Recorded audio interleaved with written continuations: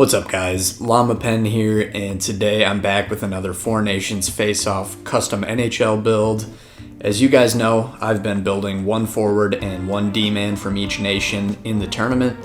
The tournament's over, but I do still have two players left to build from Team USA.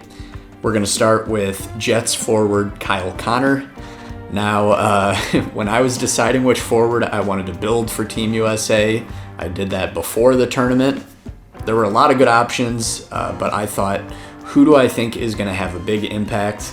Obviously, Matthews comes to mind, Kachuk, but I've built those guys already, and to make my decision even easier, neither of those guys are having the season that Kyle Connor is currently having.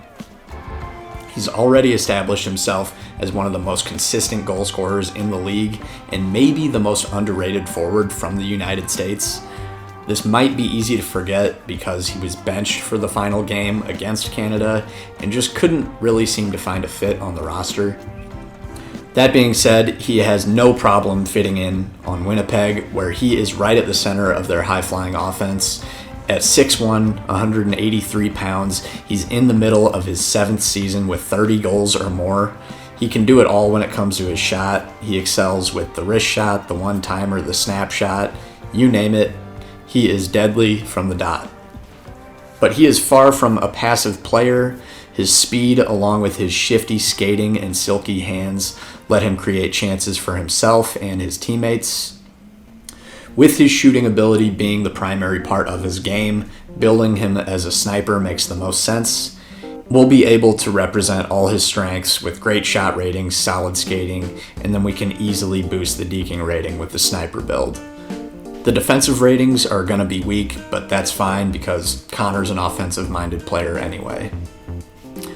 I went ahead with Make It Snappy as the zone ability. Connor's able to combine that great skating with a strong ability to rip shots on the fly.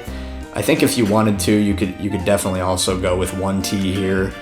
I opted to use it as one of the silver traits though, with puck on a string filling the other slot to soften those hands.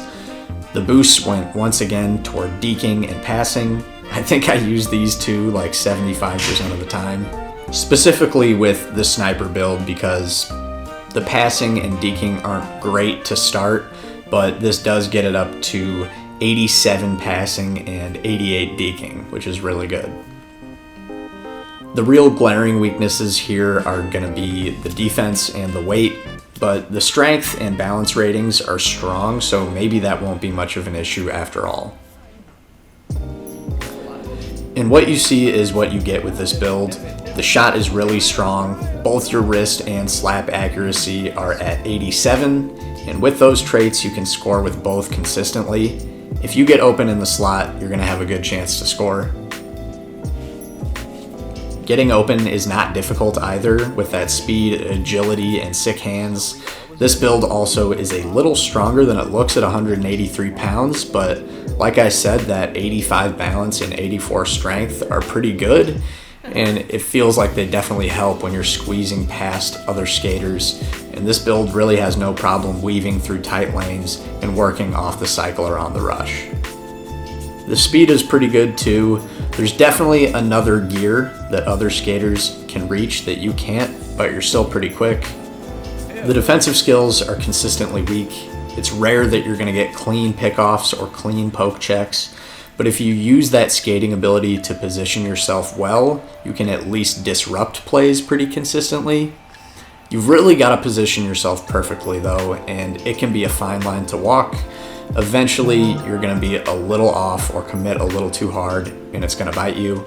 For this reason, it's just best to kind of stay in front of your man and just focus on not letting them past you and try to take their options away. Overall, this is another pretty strong sniper build. Just speaking personally, I'm not usually a huge fan of the sniper build, mainly because I like to be able to play defense and pick off pucks and get good hits. So for that reason, I generally don't go for builds like this, but if you want like a purely offensive weapon on the wing, I think this build's a pretty good option. You're fast enough that you can push the envelope on offense, but you're a little bigger than most sniper builds most people would probably play, and you bounce through traffic pretty well, a little better than most sniper builds I've played with. This build can be a great option across the crease for a one-timer, or it can just as easily cut across the slot and find the back of the net. Either way, if you want a build that will keep defenders on their toes and play like Kyle Connor, then this is the build for you. Anyway, guys, that is my Kyle Connor build. I think he's really going to be hungry for a chance at redemption when the playoffs come around for the Jets, so definitely look out for that. We're almost done with all of our Four Nations Face-Off Custom NHL builds. It's been fun grinding out this series, but it's also been a lot of work, so I hope you guys have enjoyed it. Stay tuned for our final build next time. It's of course going to be a defenseman from Team USA. Who's it going to be? Leave your guesses down in the comments, and I'll shout out the first person to guess it right in the next video. I hope you guys like this one, and I'll see you in the next one.